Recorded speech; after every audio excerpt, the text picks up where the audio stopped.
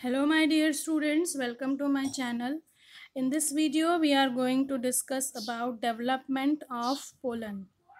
Development means pollen कैसे grow होता है उसके बारे में हम समझेंगे। तो हमें पता है कि जो स्टेमन होती है वो मेल रिप्रोडक्टिव ऑर्गन होता है फ्लावर में। ये स्टेमन जो है वो उसमें एक फिलामेंट होती है और ये एंथर होता है। अब इस एंथर का इंटरनल स्ट्रक्चर कैसा होता है, तो उसको अगर ऐसे कट करेंगे तो इस तरह का स्ट्रक्चर उसमें होता है। तो चलिए एंथर का अंदर का स्ट्रक्चर समझते हैं। तो स्ट्रक्चर ऑफ एन एंथर कैसा है, तो वो है by lobe structure. By lobe मतलब दो लोब्स होते हैं, एक ये लोब है और एक ये दूसरा लोब है, तो हुआ बाई लोब स्ट्रक्चर। अब हर एक लोब में दो पोलन सैक है। ये जो है सर्कल अंदर के, ये पोलन सैक होते हैं। पोलन सैक, सैक मतलब बैग जैसा, तो वैसी बैग जैसा होता है जिसमें कि पोलन ग्रेन्स डेवलप होंगे। ओके, तो एंथर का स्ट्रक्चर। और ये जो सारी स्पेसेस हैं, यहाँ पे जो सारी स्पेसेस है वो सारी कनेक्टिव टिश्यू से फिल्ड होगी, जो कि पोलन सैक को सपोर्ट करेंगी। नेक्स्ट जो स्ट्रक्चर आता है, स्ट्रक्चर ऑफ पोलन सैक। तो पोलन सैक कैसा है, तो पोलन सैक मतलब ये जो स्ट्रक्चर है वो कैसा है, तो ये यहाँ पे दिखाया है, ये देख सकते हैं आप। ये जो स्ट्रक्चर है यहाँ पे पोलन ग्रेन्स बनते हैं। इसके अंदर जो ये सेल्स हैं सारे, उसको कहेंगे माइक्रोस्पोरोसाइट्स या स्पोरोजिनस सेल्स।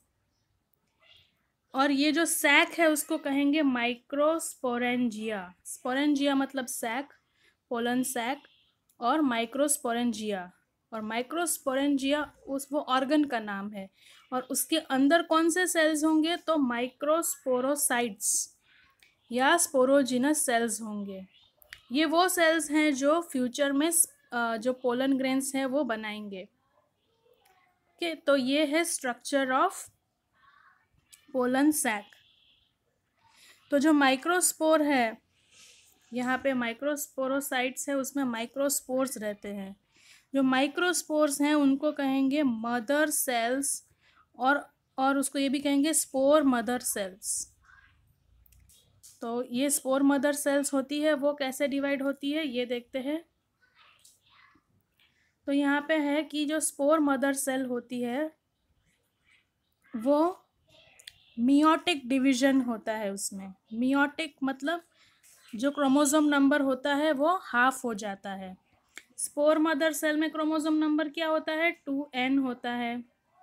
और meiotic division is a reduction division. Reduction मतलब कम हो जाते हैं, तो क्रोमोसोम नंबर कम होके कितना हो जाता है, एक उसमें n हो जाते हैं। तो मियोटिक सेल डिवीजन में, मियोटिक सेल डिवीजन ऐसा सेल डिवीजन है जो सिर्फ रिप्रोडक्टिव ऑर्गन में होता है, जिसमें कि क्रोमोसोम नंबर हाफ हो जाते हैं। बाकी जहाँ पे भी पूरी बॉडी में, प्लांट्स में जहाँ पे भी सेल्स डिवाइड होते हैं वो कौन सा होता है, माइटोटिक। सिर्फ मियोटिक सिर्फ रिप्रोडक्टिव गैमेट्स बनाने के लिए होता है।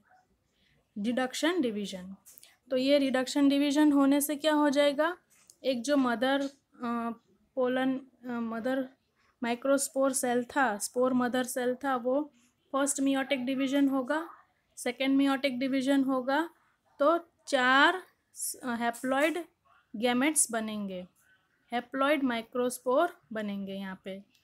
और ईच हैप्लॉइड माइक्रोस्पोर जो है वो बाद में कन्वर्ट होगा इनटू 1 मैच्योर पोलन ग्रेन। तो ये जो यहाँ पे जो मदर स्पोर सेल्स थे, वो जितने भी थे वो सब हैप्लॉइड डिवीजन हुआ, मियोटिक डिवीजन हुआ। और जब मियोटिक डिवीजन हो जाता है, सारे मैच्योर हो जाते हैं पोलन ग्रेन्स यहाँ पे, तब ये जो सैक है वो यहाँ से टूट जाता है और सारे पोलन ग्रेन्स यहाँ से रिलीज हो जाते हैं। तो अब जो पोलन ग्रेन है उसका स्ट्रक्चर समझते हैं कि वो कैसा है। तो यहाँ पे थोड़ा बहुत आपको आइडिया दिया है कि जो एक्सटर्नल जो लेयर है वो एक्साइन है, इंटरनल लेयर इंटाइन है, और देर आर टू न्यूक्लियस। जो स्पोर्स जो पोलन ग्रेन होता है उसमें टू न्यूक्लियस होता है। One large is known as vegetative, ये जो न्यूक्लियस है वो लार्ज है, वो उसको बोलेंगे वेजिटेटिव न्यूक्लियस। और दूसरा जो न्यूक्लियस होता है वो छोटा होता है, वो है जनरेटिव न्यूक्लियस। तो ये पोलन ग्रेन में दो तरह के न्यूक्लियस होते हैं, वेजिटेटिव और जनरेटिव। और उनकी दो आउटसाइड लेयर होती है। आउटर सबसे आउटर लेयर है एक्साइन और उसके अंदर वाली लेयर होती है इंटाइन। तो चलिए अभी स्पोर्स का स्ट्रक्चर समझते हैं।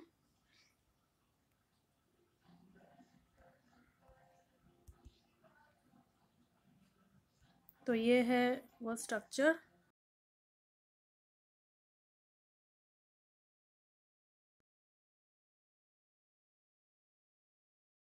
इंटाइन है, जनरेटिव न्यूक्लियस है, वेजिटेटिव न्यूक्लियस है और जर्म पोर है।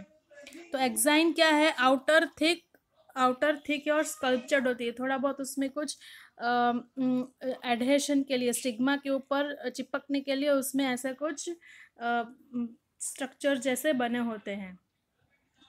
अंदर दो न्यूक्लियस होते हैं। और नेक्स्ट जो लेयर होती है इंटाइन लेयर होती है। इंटाइन लेयर किसकी बनी होती है?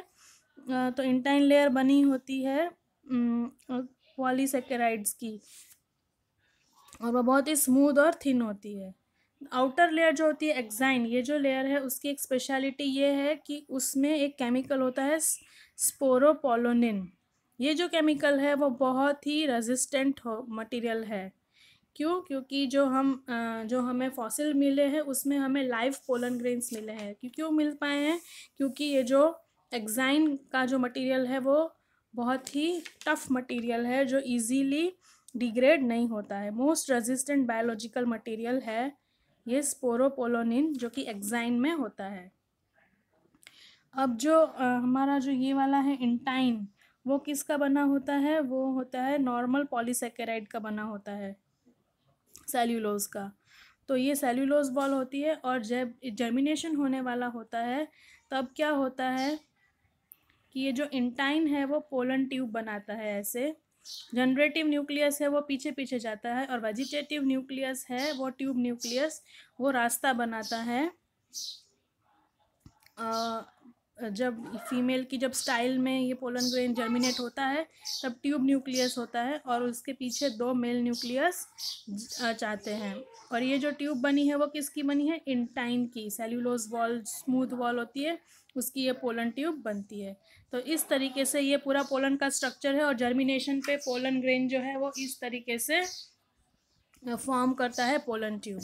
आई होप आपको ये स्ट्रक्चर समझ में आया होगा, how the pollen grains are formed and और पोलन जर्मिनेशन पे क्या क्या चेंजेस होते हैं। अगर आपको वीडियो समझ में आया है तो लाइक करिए, शेयर करिए, सब्सक्राइब करिए, और कुछ भी डाउट्स है तो कमेंट करके ज़रूर पूछिए। Thank you, thanks for watching.